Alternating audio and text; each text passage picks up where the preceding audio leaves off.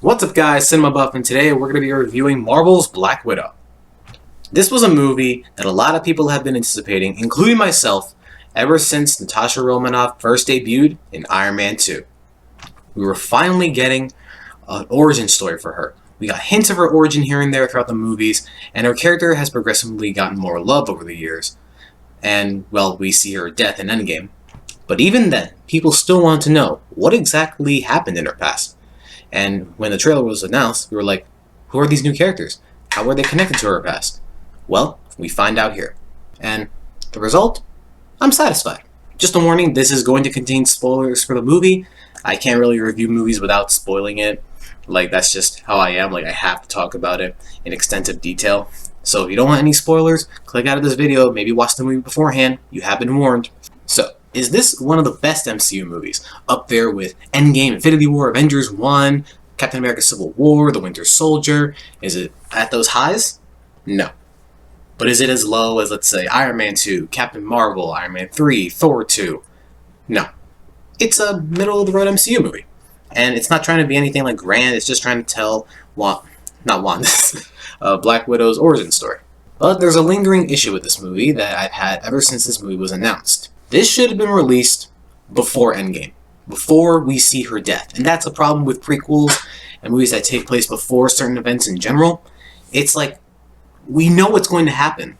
So the emotional impact, while it's there, it's not as powerful as it could be, because, well, we know she dies. But this movie does give Natasha Romanoff's death more impact. Natasha Romanoff in this movie feels as though she's better off alone because, why get attached to people if you're just going to have to split up? It happened with her previous family, as we see in the beginning of the movie. Same thing with the Avengers. But throughout this movie, she reconciles with her old family, forgives the sins of their past and her past, and, well, she does the same thing with the Avengers. She reconciles with them, she recognizes how they're all like a family, they should stay together, and eventually, she sacrifices herself for them. So let's talk about her story. Basically, early on in her life as a child, her parents sent her off to the Red Room Academy, which is led by Dreykov, this slimy, evil person. So, pretty standard Marvel villain, if you ask me. Dreykov's not like anything that, amazing. Marvel's villains tend to be, it's pretty standard. It's what you expect. The Black Widows are put through immense training, pain, suffering, but as we learn in this movie, pain makes them stronger. The Red Room leader, Dreykov, wants information from S.H.I.E.L.D., which was actually Hydra during the time, and they get Red Guardian, basically Russia's Captain America. Many different people, many countries have been trying to replicate Erskine's Captain America serum throughout the years, but none have been able to perfectly replicate it to the exact same formula until Falcon and the Winter Soldier. The Soviet Union made their own serum, and although it wasn't the exact same copy, it was still enough to give us the Red Guardian. And he is one of the best parts of the movie. I will get into him later. Red Guardian served the Soviet Union for years, ever since the Cold War, probably. And, well, he loves his glory days. Throughout the film, he boasts about how he loved doing this back then. Later, he gets a toy of himself and, reminisces over it. Dreykov and Alexei used to be friends. They were old allies, until Dreykov betrays him and puts him in prison. Dreykov sends Red Guardian to America, and he also sends a veteran Black Widow, Melina, and 2 Black Widows in training, Yelena Belova and Natasha Romanoff. They stay in Ohio for about 3 years posing as a family.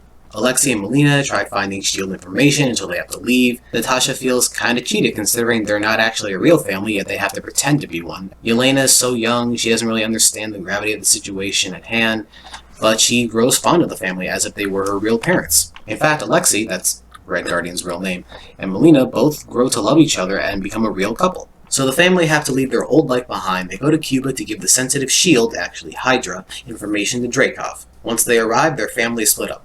Alexei goes with Dreykov, the 2 little girls are put in training, and Melina continues working for the Red Room as well. Eventually, Red Guardian is thrown in prison because he had a falling out with Dreykov, they had disagreements, and Red Guardian posed a threat. He could reveal and expose their entire operation, so he's sent to prison. And we know how the story goes. Natasha becomes one of the most fearsome assassins in the Red Room, so much so she gets under S.H.I.E.L.D.'s radar. Natasha and Yelena are put through excruciating pain, including getting sterilized so that they no longer have one distraction to worry about. S.H.I.E.L.D. sends Clint Barton, aka Hawkeye, to stop Natasha once and for all, but Clint Barton sees the good in her and Natasha has a change of heart. And eventually, she proves her worth by eliminating Dreykov. We've heard of this mission before in Avengers 1, where Clint Barton, he teams up with Natasha to take out Dreykov, and Natasha uses Dreykov's daughter to confirm that he's in the building. The building is bombed, and it seems to confirm that Dreykov and his daughter are dead. This haunts Natasha, considering that she just killed an innocent little girl. And we see Loki bring this up later in Avengers 1. I got red in my ledger. I'd like to wipe it out. Can you? Can you wipe out that much red? Dreykov's daughter? Sao Paulo? The hospital fire? Barton told me everything. Your ledger is dripping. It's gushing red, and you think saving a man no more virtuous than yourself will change anything? This is the basest sentimentality. This is a child at prayer. Pathetic! Over the years, she grew close to this Avengers family until they split up, and eventually, well, we have this movie. You're probably wondering, wait, what was in that data? What was so important that Dreykov wanted to get? Later in the movie, we see Melina experiment on pigs, making it so that they do menial tasks, opening doors. She can even make them stop breathing. Dreykov learned the secrets of mind control. It turns out that Dreykov and his daughter are still alive. We will talk about his daughter later. Later we see Yelena and a bunch of other Black Widows try to take down this target. Turns out this target's actually a former Black Widow, and she has the antidote to the mind control. The former Black Widow frees Yelena, and Yelena sends the vials of antidote to Natasha. Later we see Natasha in this trailer along with a friend who was a former S.H.I.E.L.D. agent, and this guy literally, there's no point to him except he just serves to, advance the plot. Literally every time he shows up, it's either to give Natasha information, or just give something that she needs. Oh, you need these vials? Here you go. Oh, you need this helicopter? Here you go. Oh, you'll need a Quinjet that you'll use in Infinity War? Here you go. It's kind of lazy to me, just having the character's only purpose be to either just give information or just give something to someone. Make it so that their only purpose is to advance the plot and nothing else. That. Come on. Anyway, he gives her a box full of old stuff from Budapest, and this catches her attention because, well, that's where Dreykov's daughter and Dreykov presumably was killed. Eventually, Black Widow is driving, but her car gets blown up by Taskmaster. Let's talk about Taskmaster. Taskmaster is a really cool character. The first time I was introduced to him was in 2018 Spider-Man game made by Insomniac. I know a little bit about him, but this is the gist of it. Basically, he looks at you, looks at how you fight, looks at how you move, and can predict every single movement you can make. He can go up against Shang-Chi, the master of Kung Fu. He's the master of stalemates. The only way to beat him is to outsmart him, and even that seems impossible. Too bad he's barely in the movie. Yeah, this villain I was so excited to see, and, well, they barely do anything with him. And the marketing was kind of misleading. I remember in one of the trailers it said that he was the leader of the Red Room. His call sign's Taskmaster. He controls the Red Room. He's not. It's revealed later that Taskmaster is Dreykov's daughter. She survived, although sustaining a lot of injuries. She got implanted with the mind control device by her own father, kind of fucked up. And they rarely do anything with Taskmaster. They have a really cool fight scene in the beginning, I will give it that. We get a showcase of how powerful he is. He can throw a shield like Cap, use a bow and arrow, he has agility like Spider-Man and Black Widow, and later we see she has Black Panther like claws. It showcases just how much of a formidable fighter Taskmaster really is. But throughout the middle of the movie, the middle chunk of it, he rarely shows up. And in the end, all Taskmaster does is just stand for a moment, point a gun at someone, fight Red Guardian, and the fight between them is, it's lackluster. And then, Natasha eventually fights Taskmaster and frees her, and that's it. They rarely do anything with the character, and it's a major letdown. And we will talk about the twist along with something else that happens at the end of the movie later on. Natasha goes to Budapest, and meets up with Yelena. Natasha thinks that the Red Room is gone, there's no one else. But Yelena confirms, nope, it's still running. You didn't finish the job. And this seems like a good point to bring up the direction of this movie. So, it's weird, in a sense. So, it's very action-heavy, this movie. But whenever it gets to a very serious moment or a quiet moment, it feels abrupt, or like it ends way too quickly. It's like, okay, we want to have some emotional moments, but let's just get to the next action scene very quick. That's what this feels like. It's very action-heavy, and the action itself, it's okay. It's nothing that grand. It's not like, the action scenes in Endgame or Winter Soldier or anything like that. A lot of kicks, flips, well choreographed, but at some moments kind of jump cutty. They have multiple different cuts of one shot of someone punching or flipping someone. It's kind of messy in a way, and it's very clear they're using stunt doubles. It's okay. Yelena convinces Natasha that the Red Room is still kidnapping children and training them to be assassins, killers, that they're not so different from them, and they should do something about it. Let's talk about Yelena Belova. She's one of the best parts of the movie. The actress that plays her really does a good job. I think a lot of people have been praising her, and rightly so. The Russian accent, the acting, the dynamic she has with Scarlett Johansson, and the rest of the family, it's all top-notch, and you really feel for her character. In fact, everyone in this movie is good. The family dynamic between Alexei, Melina, Yelena, and Natasha, like all the actors that play them, they're all great. I believe in their dynamic. I believe in their struggle. I believe in what they're doing. That's probably the best part about this movie. And the theme of this movie about forgiving your family and, atoning for your sins, I found that really good. I think they handled that aspect of the movie very well. And especially the dinner scene where they're talking and Natasha's arguing with them, like, the family was never real. Stop acting like you actually cared about us. And Yelena's mad at her, like, no, it was real to me. Why are you talking? You're the one that's constantly trying to run away and trying to break up this family. And I felt that. I legit felt her pain. Also, Yelena is actually pretty funny. She provides a lot of the comedy of this film along with Alexei, and they both work very well. There's a part where Yelena makes fun of Natasha's pose when she lands and, flips her hair back when she does it, and it was pretty hilarious. So Yelena and Natasha decide to free Alexei from prison because he might have information about the Red Room. He might actually know where it is, considering, well, they managed to stay off the radar all these years. How is that possible? So we see Red Guardian in prison, and, he's pretty funny. He makes this fabricated story, how he fought Captain America during the Cold War, despite Cap being frozen in ice since World War II, so he's full of shit. And the actual, escape scene where they're trying to break him out of prison, there's explosions everywhere, Natasha's fighting all these guards, there's an avalanche coming, there's some humor here and there. It's all pretty good. Of course, they don't forgive Alexei for, abandoning them and letting them be tortured in the Red Room, but eventually they learn to forgive each other. He says that he doesn't know where the Red Room is, that they should talk to Melina. And Melina, we see her, as I said before, using the mind control device on Pig, seeing how they can improve it. She still works for the Red Room, but she has a change of heart when they come over, when Natasha opens up to her. And it's really sweet. Eventually, Taskmaster comes in and captures them all and takes them to their base. So how did the Red Room manage to stay above the radar all these years? They had a base in the sky, kind of like S.H.I.E.L.D.'s helicarrier.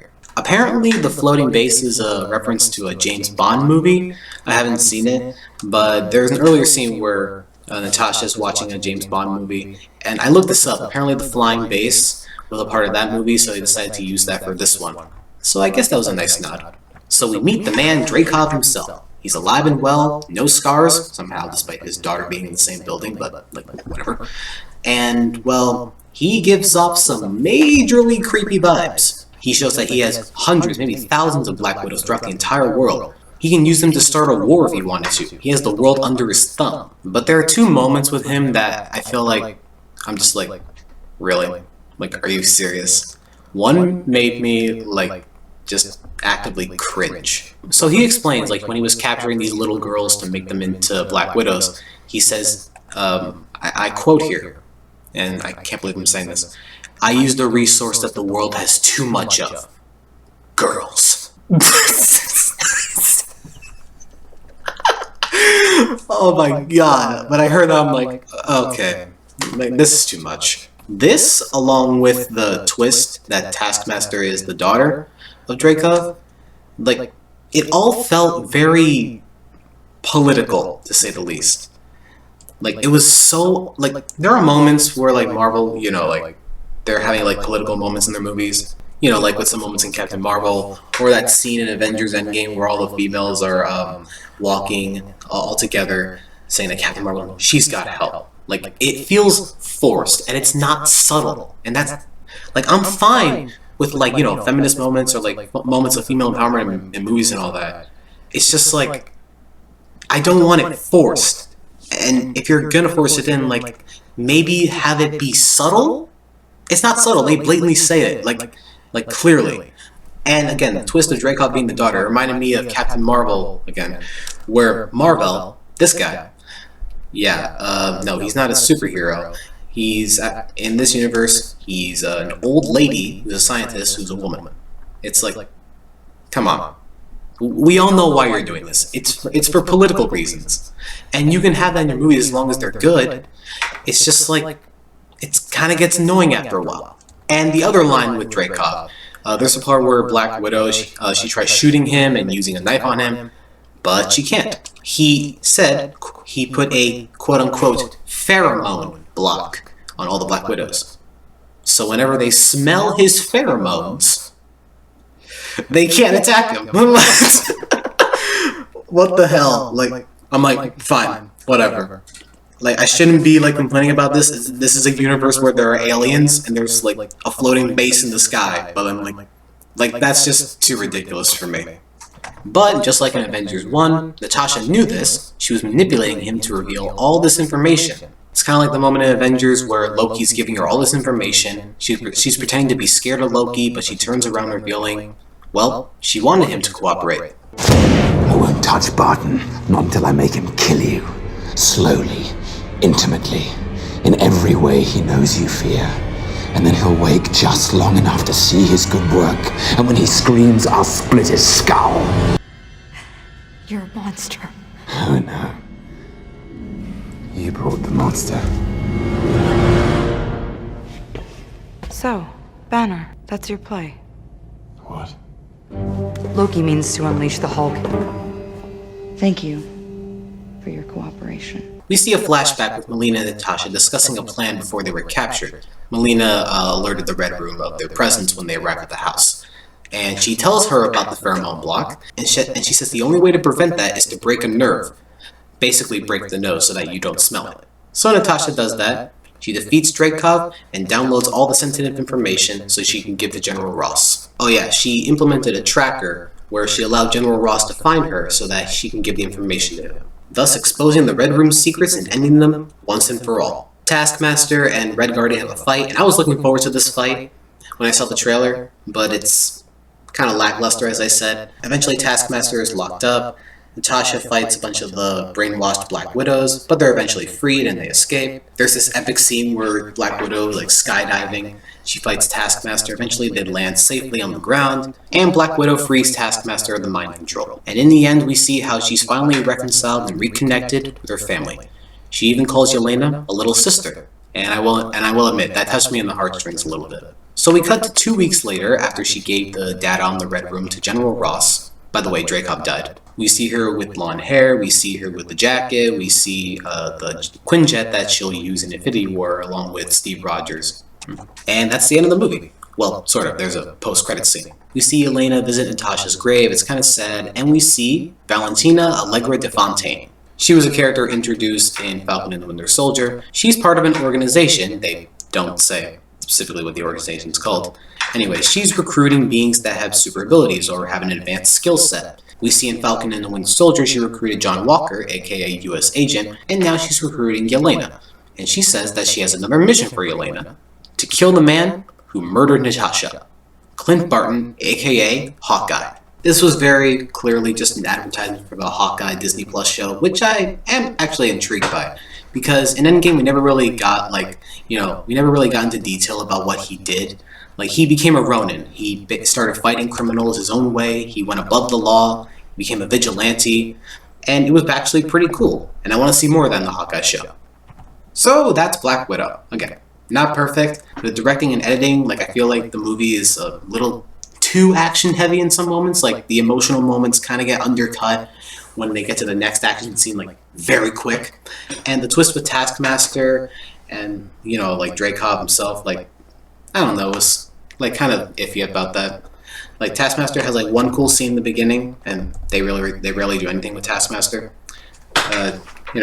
They force some political lines in there, but it's at the very end and it's very brief, so it's not even that major. You won't even notice it after it happens. And the former S.H.I.E.L.D. agent who's on the run, as well as Black Widow, who basically is only there to just give objects to her whenever she needs it. It kind of felt lazy to me, but whatever. And the fact that, again, this movie should have been released before Endgame and given her death more impact. This feels like a movie that should have came out a long time ago.